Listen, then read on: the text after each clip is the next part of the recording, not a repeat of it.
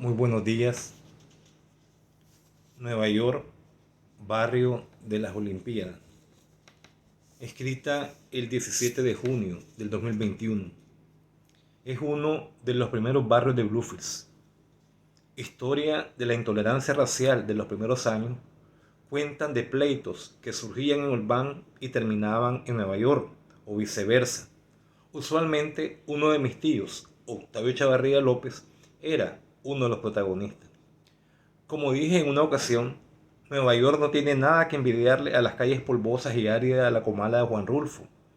Nuestras calles eran lodosas, nuestros patios colmados de árboles frondosos, donde a falta de agua potable, cada casa tenía su propio pozo, cuando no su propio tanque de metal con el cual recoger agua de lluvia y cubrirlo con una especie de manta para evitar el anidar de zancudo. El privilegio de ser uno de los barrios más altos de la ciudad, el más cercano a las piscinas naturales llamadas pozas, y por donde pasaban casi todos los habitantes que cada fin de semana querían ir a esos sitios paradisíacos. De ser reinados independientes, hubiésemos cobrado peaje, pero para entonces bastaba la satisfacción de sabernos un ícono de la ciudad, el último barrio de la misma. Pero Nueva York tenía algo más que pozas escondidas entre el follaje, algo más que un personaje como sacado de Pedro Páramo, Orlando Molina, conocido como Chichamala, y cuya habilidad para derramar árboles hoy sigue siendo un misterio para mí, y no he conocido a otro igual. O de un Justo Traña que jamás perdió su porte de lord, nunca se separó de su paraguas negro, sin importar si era verano o invierno, ni marcó sus lapiceros con sus dientes, o de Rolando López y su esposa, Pastora Sandoval, un matrimonio que pasaba peleando por lo que fuera a cualquier hora y cualquier día de la semana. Uno de los muchos oficios de don Rolando López, el Quiap, era la armería, y en una ocasión sorprendió a un sicario. Yo tendría 6 años aproximadamente, y era la vela de mi bisabuela Rosana.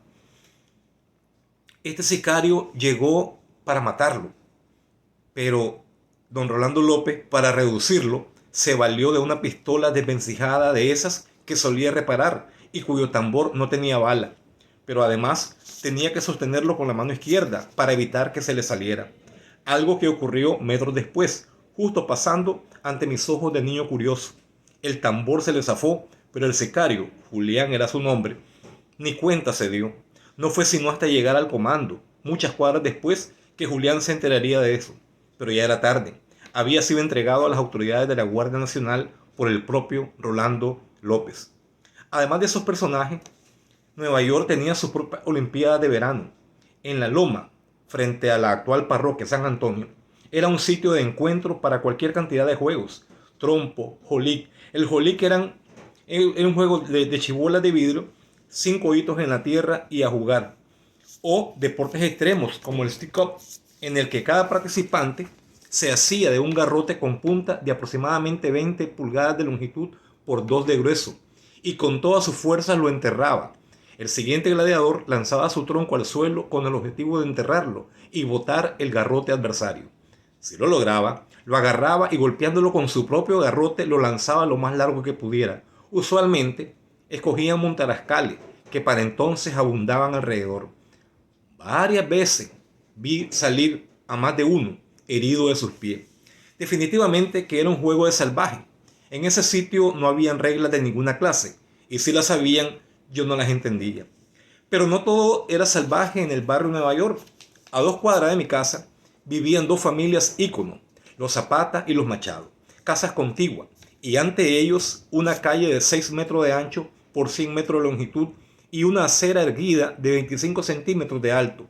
En algún momento decidieron convertirlo en un cuadro de béisbol de 4 metros de ancho por 60 de fondo y desde luego implicaban regla.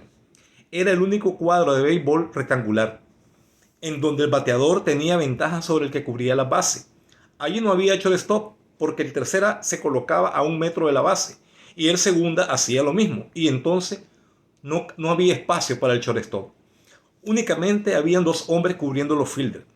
La ventaja del bateador es porque para ganar la primera base había que correr solamente 4 metros. En cambio, de la tercera a la primera había el doble o más de distancia. Sin embargo, conocí a excelentes tercera y segunda base que nadie les alcanzaba la primera.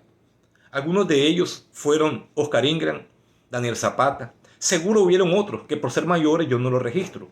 Después de todo, esta es mi crónica y no un informe al IND.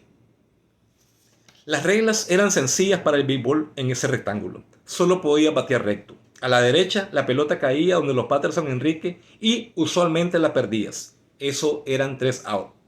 Y si bateabas a la izquierda, la pelota caía en un montarascal baldío. Y por la posibilidad de encontrarla, eso equivalía a 2 outs. Pero no solo habían sanciones para el equipo que bateaba. Detrás del catcher había un hoyo de alcantarilla. Si la pelota se iba detrás del catcher y se metía a ese hoyo, era carrera, por cuanto se perdía definitivamente. Dicen mi genio de la pluma que esa vaina no era béisbol. Pero sí, eran reglas para cualquiera que quisiera jugar béisbol en Nueva York. Al finalizar la liga, venía lo más emocionante. Habían premios como en cualquier otra liga. Mi única medalla de oro la conseguí ahí, un pedazo de cartón cortado en redondo y pintado en dorado. Cuando la recibí me sentí el rey del mundo y sentí lo que era pisar flores. La competencia era muy intensa y todos nos esforzábamos por recibir al final esos pedazos de cartones que para nosotros en el barrio eran auténticas medallas. Para entonces eran comunes unas imágenes de la Virgen en plástico huecas, no más de 15 centímetros de longitud, y don Nayo Zapata, nuestro comisionado de béisbol, cometió el sacrilegio de perforarla y llenarla de barro. Copiaba la imagen y secada al sol, pintada de dorado, plateado o bronce, según. En esa temporada también recibí una medalla de bronce, ahora que lo recuerdo. Reinaldo Zapata era uno de los cerebros de todo eso y llegó a involucrar hasta 5 equipos de chavalos, obviamente del barrio y de los barrios vecinos. Era una verdadera liga de béisbol organizada. El problema era para nuestros zurdos cuando tocaba jugar en otros lugares. Cada vez que iban al bate decían, ese zurdo es de Nueva York. Entonces todos esperaban su batazo por el left y efectivamente por ahí le iba. Pero resulta que ese cuadro, que en verdad era un rectángulo, se convertía en un campo para las Olimpiadas. Atletismo, bala, jabalina, carrera de velocidad, resistencia y hasta boxeo, de lo cual les hablaré en otra ocasión. Por ahora, concluir diciéndoles que nuestra niñez y juventud fue intensa y bellamente vivida. Muchísimas gracias.